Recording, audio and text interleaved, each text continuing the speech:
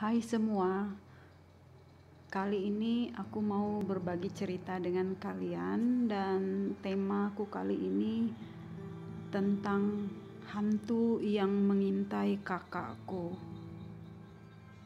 Tapi sebelum aku memulai cerita ini, bagi kalian yang baru bergabung di channelku, silakan like, subscribe, komen, dan share cerita ini di media sosial kalian ya, agar kalian bisa mendengarkan cerita-cerita menarik selanjutnya di channelku dan juga berbagi cerita dengan teman-teman kalian.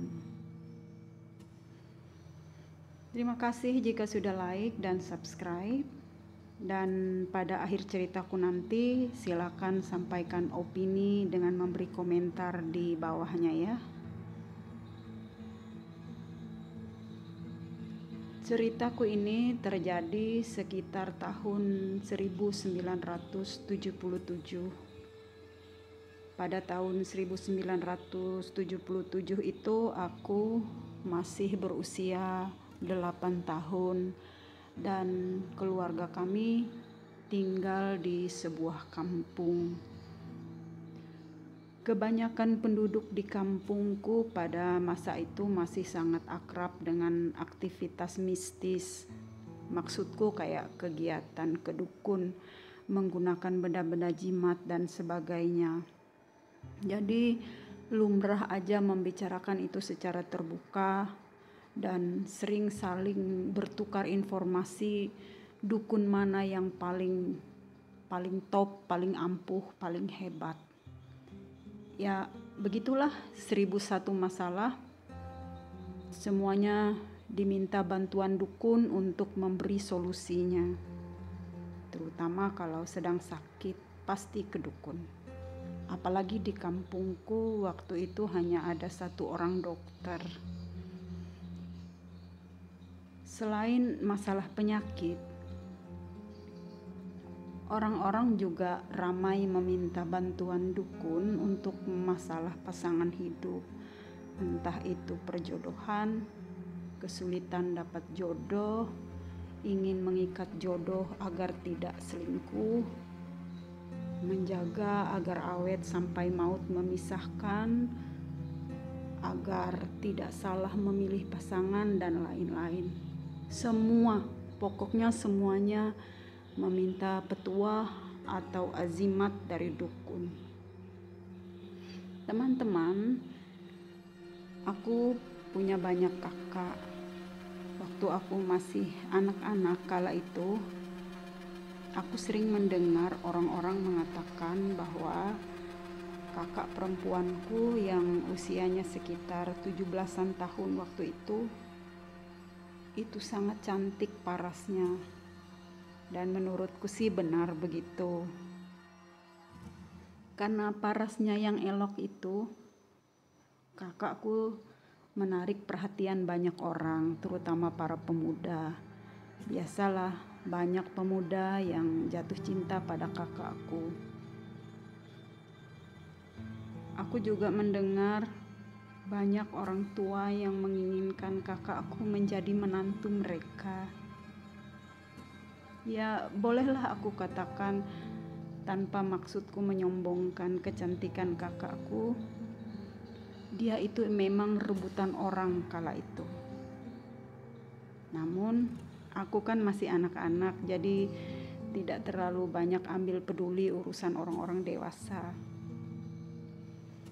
Pada waktu itu, hampir tiap sore, ada saja laki-laki yang bertamu ke rumah kami, ingin bertemu kakakku. Laki-laki yang datang bertamu itu kadang beda-beda orangnya. Ada yang diterima oleh kakakku dengan ramah, ada juga yang kayaknya enggan kakakku temui. Tapi jika kakakku menerima mereka bertamu, mereka selalu duduk di ruang tamu, ngobrol sampai sekitar pukul 8 malam dari sore itu. Lalu tamu harus pulang karena bapakku akan memberi kode keras jika sudah pukul 8 malam. Ya biasalah, semacam batuk-batuk dari ruang tengah atau duduk aja membaca. Karena bapakku suka membaca, jadi dia duduk di posisi yang kelihatan dari ruang tamu. Padahal sebenarnya juga sambil kayak penjaga gitu. Jika tamunya agak bandel, bapakku akan bolak-balik keluar masuk rumah lewat ruang tamu. Itu kayaknya kode paling keras deh. Tapi setahuku belum pernah bapakku sampai menyuruh orang pulang dengan kata-katanya. Orang tua kami tidak mengizinkan kakakku sering keluar rumah, apalagi bersama laki-laki. Karena itu sangat riskan digosipin orang sekampung.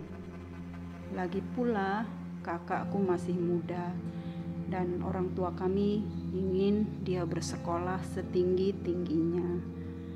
Singkat ceritaku teman-teman, suatu ketika, tepatnya suatu sore, seperti biasa, pasti ada laki-laki yang bertamu menemui kakakku. Sekalipun hujan lebat, ada aja yang datang pakai payung dan setengah basah kuyup jadinya. Suatu sore aku melihat seorang laki-laki datang ke rumah kami. Waktu itu aku duduk di teras rumah. Memang tidak semua tamu kakakku itu aku kenal, bahkan hampir semuanya aku gak kenal. Karena aku gak pedulian tentang urusan orang dewasa. Tapi kali ini aku agak mulai peduli. Setidaknya mulai memperhatikan. Laki-laki itu waktu itu memakai baju kaos kuning dan dia memegang tas tangan laki-laki. Yang membuatku menjadi memperhatikannya itu, laki-laki ini kayaknya jauh lebih tua dari kakakku. Gayanya bapak-bapak gitu. Malah aku sempat pikir itu orang tua yang mau menemui bapakku. Dia memang mau bertemu kakakku ternyata, dan kakakku tampak ramah menerimanya. Aku sih nggak tahu kapan mereka kenal, di mana mereka kenal, bagaimana caranya. Tapi kayaknya kakakku sebelum orang itu bertamu dia sudah mengenalnya, sehingga dia menyambutnya dengan ramah. Kemudian hari-hari berikutnya orang ini semakin sering menemui kakakku. Aku menduga mereka berpacaran. Tapi orang tuaku tidak setuju jika kakakku dengan laki-laki ini. Entah apa alasan orang tuaku, tapi aku pikir mungkin karena dia jauh lebih tua dari kakakku. Sepengetahuanku yang masih anak-anak kala itu, kakakku itu patuh aja pada orang tua kami. Tapi kemudian aku mulai memperhatikan kakakku mulai agak melawan jika ditegur orang tua kami mengenai hubungannya dengan laki-laki itu yang tidak bisa aku sebutkan namanya. Hubungannya dengan orang tua kami jadi kurang rukun. Maksudku hubungan kakakku ini dengan orang tua jadi kurang bagus hanya karena dia dilarang berhubungan dengan laki-laki itu. Akhirnya kakakku harus melanjutkan pendidikannya di kota. Tapi laki-laki itu ingin segera melamarnya dan dia didukung oleh orang tuanya. Kedua orang tuaku menolak lamaran mereka. Bahkan meminta mereka berhenti berhubungan. Kakakku juga akhirnya mau mematuhi orang tua kami. Dia mau putus hubungan dengan laki-laki itu. Mungkin juga karena dia sibuk kuliah. Suatu ketika kakakku pulang ke kampung kami. Biasanya sih karena libur kuliah. Dan rumah kami di kampung tuh sebuah rumah kayu yang lumayan gede. Ada 3 kamar tidur besar dan sebuah dapur yang terpisah dari rumah induk, tapi dihubungkan dengan selasar yang lumayan luas yang kami sebut dalam bahasa Dayak itu karayan. Dari karayan itu kita bisa melihat sampai jauh ke hutan di belakang rumah. Di lahan di belakang itu ada kandang babi kami. Di dekat situ ada tumbuh pohon kamboja besar. Ibuku kurang suka dengan pohon kamboja karena kata banyak orang itu bisa disukai makhluk halus. Lalu ibu sering menebang pohon kamboja itu, tapi selalu tumbuh kembali dan malah semakin subur sampai ibuku bosan menebangnya. Teman-teman, kalau kakakku pulang ke kampung, aku pasti tidur sekamar dengannya di satu ranjang. Kala itu kami tidur harus memakai kelambu, wajib berkelambu. Karena selain melindungi dari udara malam yang dingin, melindungi dari gigitan nyamuk, juga dipercaya untuk melindungi dari perang maya. Perang maya itu sebenarnya peperangan di dunia maya, yaitu jika ada orang yang mengganggu dengan ilmu hitam, maka tidak dapat menembus kelambu, sehingga tidak mengenai orang yang tidur dalam kelambu. Suatu malam ketika aku tidur dengan kakakku, aku sudah pulas sekali. Tapi aku terjaga karena merasa ada yang berdiri di luar kelambu di sisi ranjang tempatku berbaring. Aku bangun dan memperhatikan sekeliling. Sepi. Kakakku tidur nyenyak di sebelahku. Dia berbaring di sebelah dinding kamar. Jadi kalau keluar kelambu harus melalui aku. Tidak ada siapa-siapa di luar kelambu. Di luar kamar tidur kami juga terdengar sepi. Pasti semua orang sudah tidur. Aku kembali berbaring mau tidur, lalu menutup mataku. Aku belum tidur, hanya mataku tertutup. Tiba-tiba aku merasa ada sosok di luar kelambu, di dekatku. Dan aku langsung membuka mata. Kulihat seorang perempuan berdiri di situ memakai tapih, kain sarung yang dililit hingga menutup bagian dada, seperti perempuan mau berangkat mandi ke sungai. Dan perempuan yang kulihat itu, dia memegang bakul kecil ya, berisi nasi putih. Aku mengira seorang dari anggota keluarga yang berdiri di situ. Aku hanya diam memandangi perempuan itu karena memang kamar tidak terlalu terang lampunya ya. Kami memakai lampu teplok kecil. Dan aku diam aja memandang perempuan itu kayak terhipnotis. Tidak juga merasa takut, tapi hanya tidak bereaksi apa-apa. Dan aku terus memperhatikan wajahnya. Rambutnya disanggul tapi bagian depan agak menutupi wajahnya.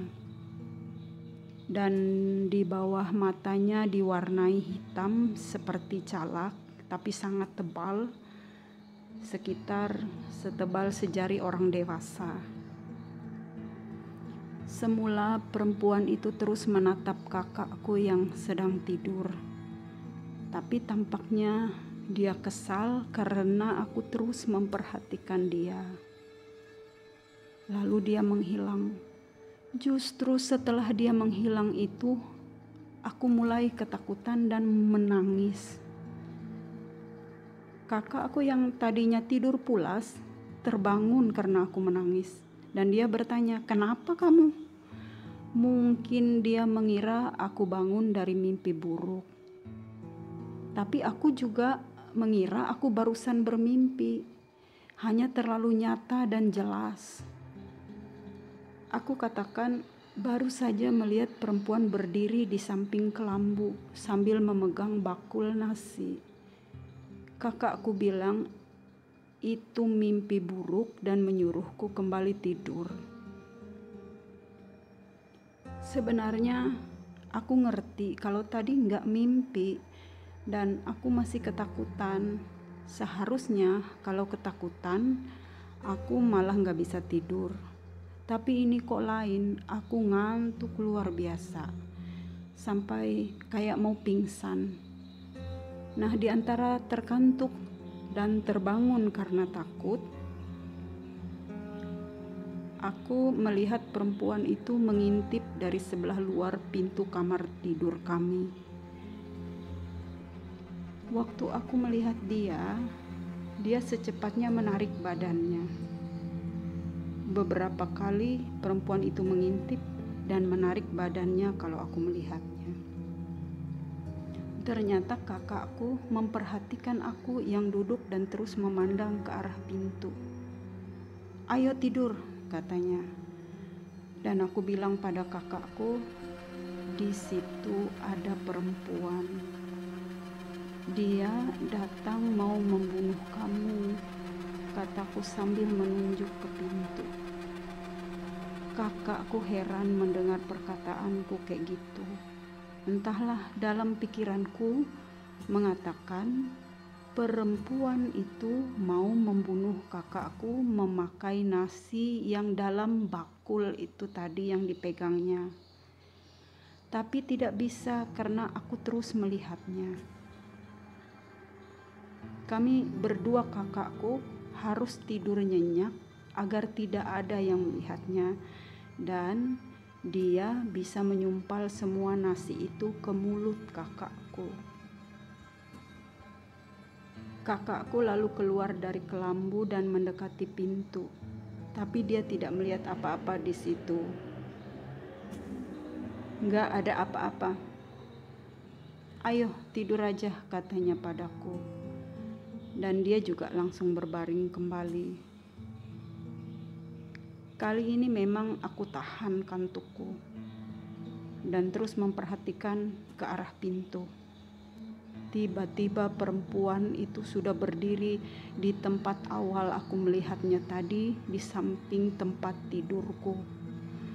Dia langsung mencekik leherku, wajahnya ngeri banget, hampir seperti keluar api dari mukanya. Aku berusaha melawan dan menjerit sekuat-kuat aku bisa. Ternyata jeritanku terdengar oleh ibuku dari kamar belakang. Ibuku segera masuk ke kamar dan menenangkan aku. Kakakku juga heboh menenangkan aku. Sambil kakakku memberitahu ibuku tentang perempuan yang kataku mengintip kami dari tadi. Waktu ibuku menenangkan aku sambil berdiri di samping ranjang, tiba-tiba perempuan itu berdiri menyeringai di belakang ibuku. Sambil menangis ketakutan, aku menunjuk di belakang ibuku dan mengatakan, "Itu dia di belakang ibu." Ibuku mengucapkan doa mengusir setan dan terus menenangkan aku. "Dia di belakang ibu, dia mau membunuh kakak," kataku berulang-ulang. Beberapa saat kemudian, perempuan seram itu menghilang. Ibuku membawaku tidur di kamarnya, lalu membacakan Alkitab. Dan aku tidur tenang sampai pagi. Tapi aku dan kakakku masih ingat dengan jelas kejadian ini sampai sekarang. Apalagi aku masih ingat bagaimana seramnya wajah perempuan itu. Teman-teman, entah bagaimana ibuku mendapatkan cerita beberapa hari kemudian bahwa malam itu seseorang yang telah disakiti hatinya oleh kakakku karena ditolak lamarannya mengirim ilmu hitam untuk menyakiti kakakku. Dan beberapa kali kalau senja hari aku sempat melihat sosok-sosok yang mengerikan di dekat pohon Kamboja, di dekat yang ditebang ibuku yang ada di dekat kandang babi kami. Aku tidak tahu apakah sosok-sosok yang seram itu sama dengan yang mengintai kami waktu kami tidur. Aku tidak jelas, tapi sewaktu-waktu aku melihat itu, melihat sosok yang seram itu ada di dekat pohon Kamboja di dekat kandang babi kami. Nah teman-teman, sekian dulu ceritaku. Sampai jumpa di cerita menarik berikutnya. Dan salam dari channel Kisah Umay.